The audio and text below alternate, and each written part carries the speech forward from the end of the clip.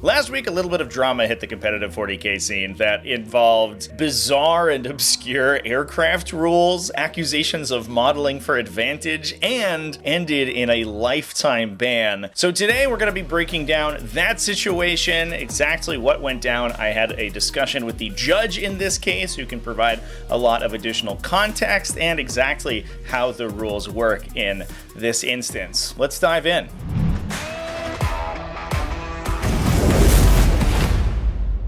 What's up, folks? Welcome back to Tactical Tortoise. My name is Trevi, and if you watched my Best Armies in 40k video from 2 weeks ago, you might have remembered a discussion of a Dark Angels list from the Alamo GT, which was piloted by none other than Kit Smith Hanna, a very prolific Dark Angels player in the community who has bounced around a lot of factions and has done exceptionally well in 10th edition. Now, after that video was posted, the results of that event were actually changed. Kit Smith Hanna was originally the winner of the event, but had that win stripped away, received a red card, and had their scores changed after the fact. Kit also received a lifetime ban from participation in the Alamo GT, with appeal available after next year's show. So at the very least, a 1-year ban that could continue on indefinitely. Now, exactly why this happened was broken down in a blog post by David Villariel, the head judge of the event. You can find this article on the Alamo 40k GT website, and I will be posting a link to it in the video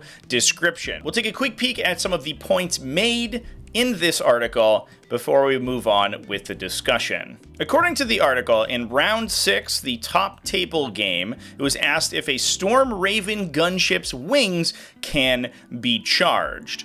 Now, I'll talk about all of the weird rules idiosyncrasies of this question momentarily, but essentially the question is whether the 5-inch vertical engagement range could allow a model to be brought into engagement of a Storm Raven gunship model if it was using hull measurement rules, which means measurement to any part of the model rather than just its base. While at the table, measurement showed a height of greater than 5 inches, preventing the charge interaction from the other player's army, meaning that a model sitting underneath the Storm Raven's wing could not measure its 5-inch vertical engagement to touch that wing, and therefore would have failed its charge. Its movement would have had to bring it into 5-inch verticality and 1-inch horizontal measurement of any other part of the model. However, later that evening at approximately 2200, I, in this case the judge, dug out a seldom used Storm Raven, a new flying stand, and a pair of GW models. Now we have 2 example images given here, and it appears that if you were to have the Storm Raven mounted correctly on its flying stand, it would just about be 5 inches from the ground. Since vertical engagement is measured from the top of a model's base, so for example, in this case, the Nemesis Dread Knight over in the side here, you would get an extra 1/4 inch or so of distance, and you would be able to pretty easily measure to this vent area on the Storm Raven gunship in order to engage it with a charge. However, what David is showcasing in the second picture is that if the Storm Raven is adjusted at all, so if it is pushed with its nose pushing down, for example, or it is not flush on its flying stand, it can create a situation where this little VTOL thruster on the side is pushed much farther, I say much, but about 5 1/4 inch above the table, which would, at least it appeared on the table, prevent a charge from engaging that Storm Raven gunship. So essentially, this was the measurement taken at the table at the time. According to David, at the table, when he took out his tape measure to measure whether a model could vertically engage the Storm Raven, he could not do so. However, measuring it after the fact at home, it appeared that engagement should have been possible. He gives a couple reasons that this might have happened, including a faulty tape measure, poor quality control on Games Workshop's part, and that's certainly something that we'll talk about momentarily, as well as modeling for advantage and pressing the model down from the front so as to lift it off the stem, creating that distance. And that is what he's showcasing in his picture here. The back of the Storm Raven, the rear end of the wings, rises farther up off the table if you are pressing on the nose of the model rather than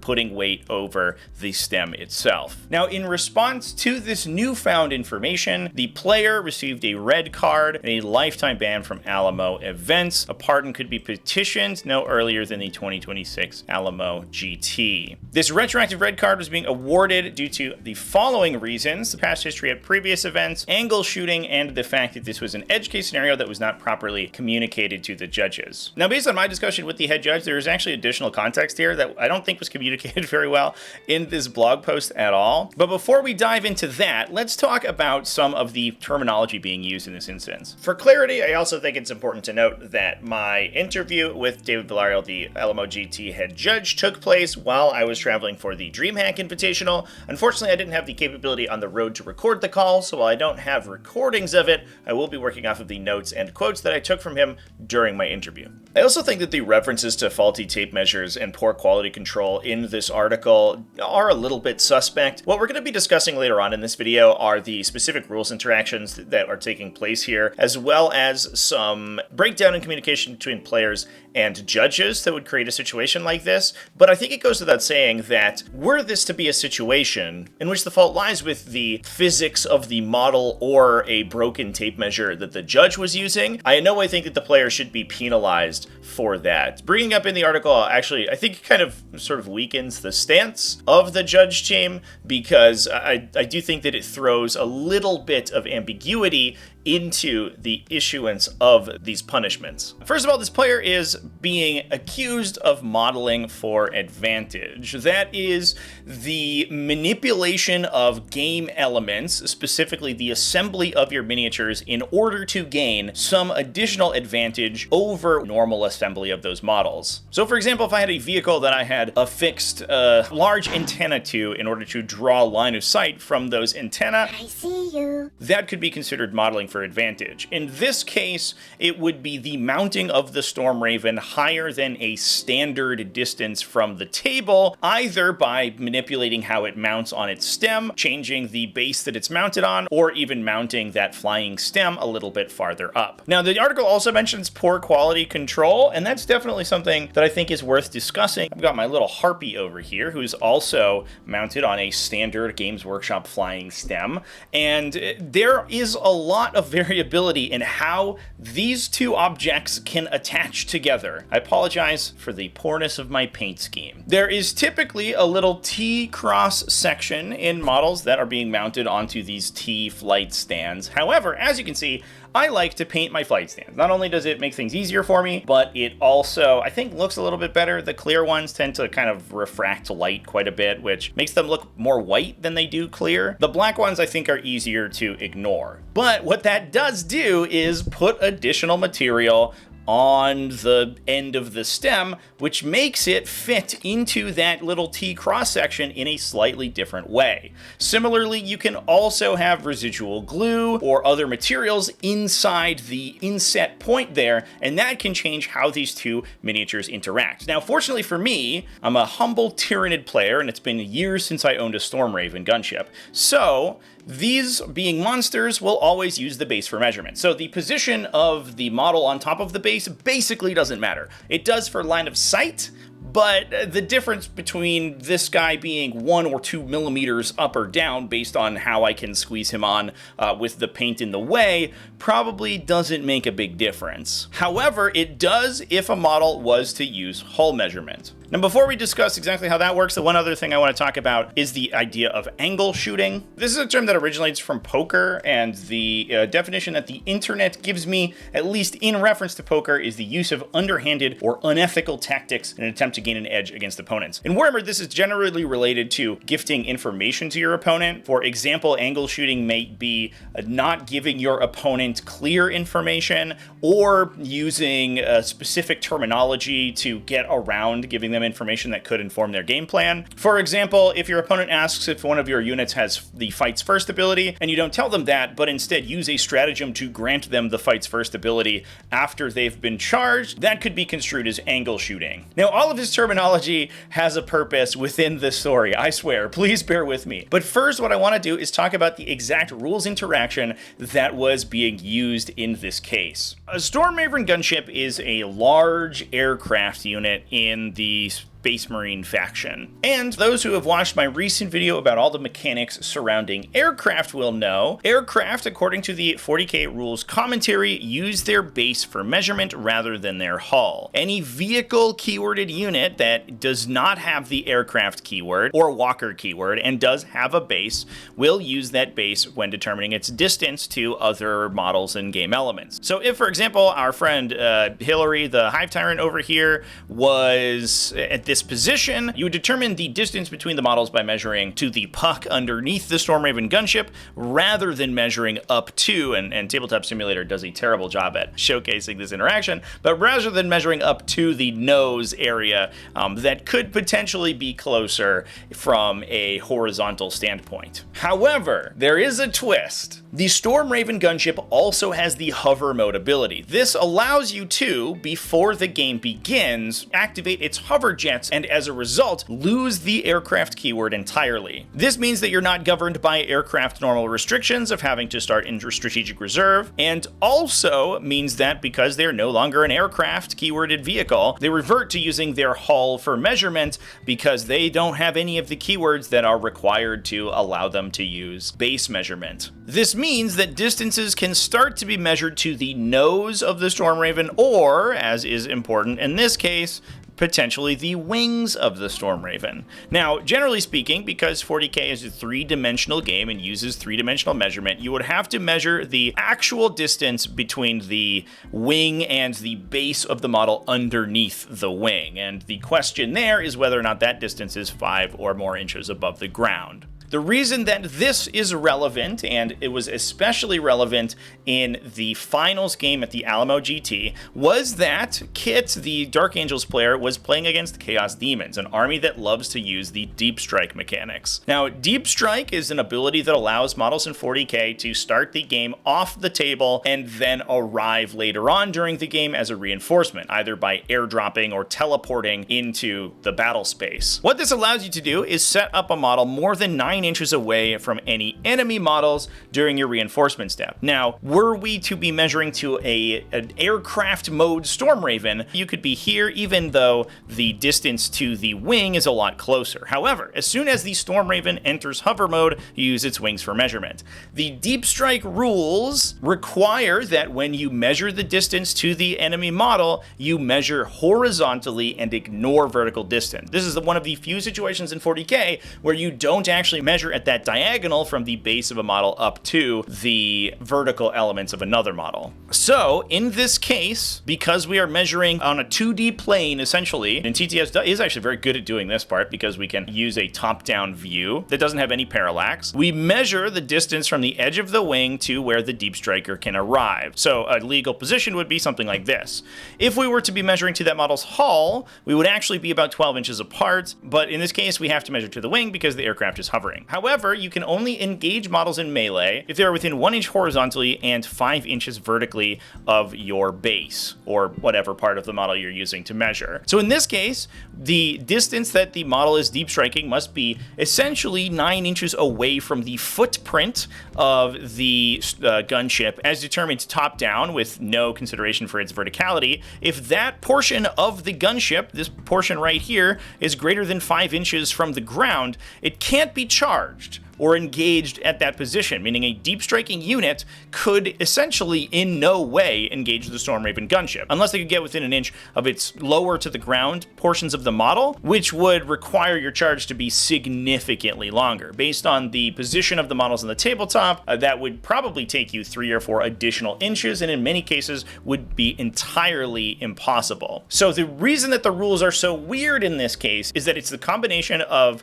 the hull measurement rules for an aircraft model that normally doesn't hull measure alongside the vertical requirements for measurement when setting up reinforcements. That's why the Stormraven's distance from the ground is so important, because if that wing is within that about 5 1/4 inches of the ground, it can be charged. However, if it's any farther up, it cannot be charged out of deep strike. This is one of the extremely edge case scenarios where the very precise assembly of your miniatures can potentially change dramatically how they work on the tabletop, and manipulating that assembly so that the portions of the model are slightly farther up the table could be construed as modeling for advantage. Now, the other specific in this situation, and the reason that this picture is included as an example of how manipulation of the models can change their position on the table, is that, according to the judge, the player in question was holding down on the Storm Raven in this manner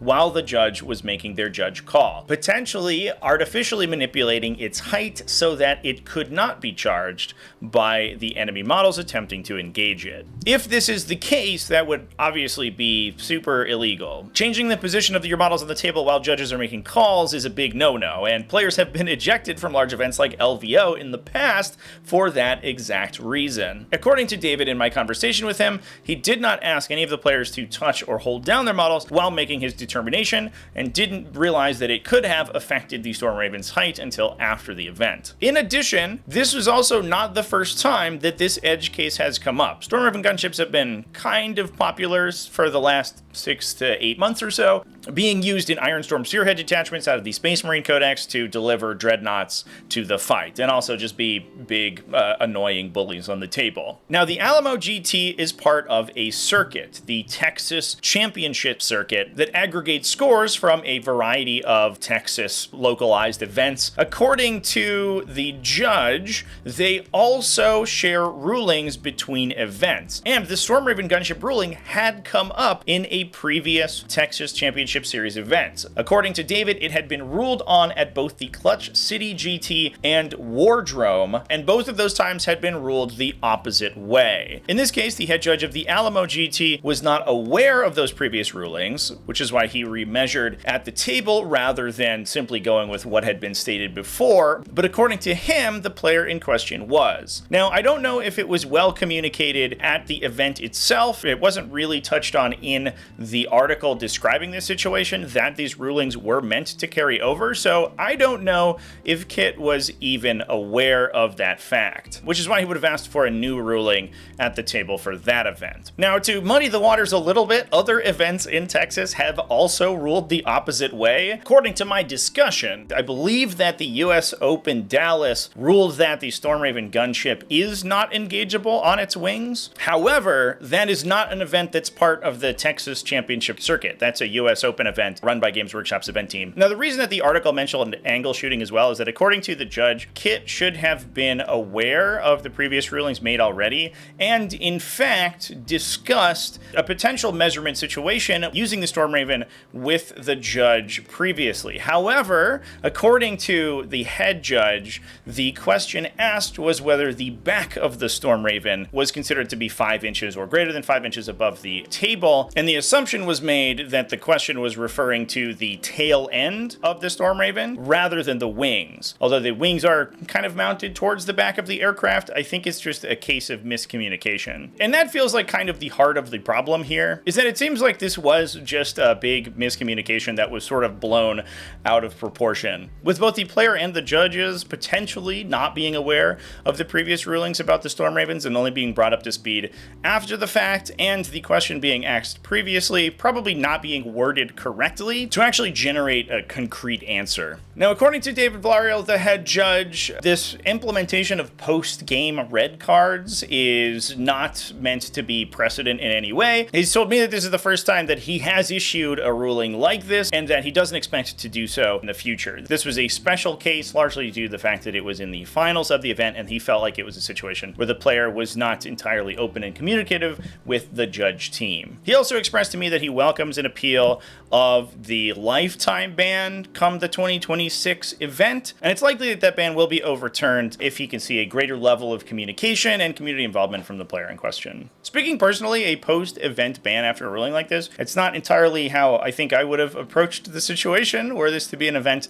that I was running. Incorrect rulings do happen occasionally. The judges in Warhammer 40k are entirely volunteers. They essentially don't get paid at all for these events. They're doing it entirely on their own dime and on their own free time, and keeping track of all of Games Workshop's rulings plus any circuit event rulings that have been made previously is probably just an impossible task. The rules for Warhammer 40k are hard enough to remember as it is without having to remember a bunch of very specific instances of rulings that have been made previously. However, copying to those mistakes and simply correcting them after the game or with the player separately feels like the most diplomatic solution rather than coming out with a red card and bans after the fact. I also think it's important to point out that this is an extremely corner case, edge case that is largely the fault of Games Workshop's terrible measurement rules. Models that have bases should just use those bases for measurement. And in fact, they do, according to the core rules, but obviously lose that base measurement effect when they're an aircraft model that goes to hover mode. I'm actually pretty convinced that this is an interaction that the Games Workshop design team does not know about. The fact that how a model is measured to and from changes based on whether it's activated its hover jets or not. And especially models like aircraft that are so high off the table and so large from a volume standpoint, where that whole measurement becomes extremely important. It's kind of just generally inappropriate to force players to measure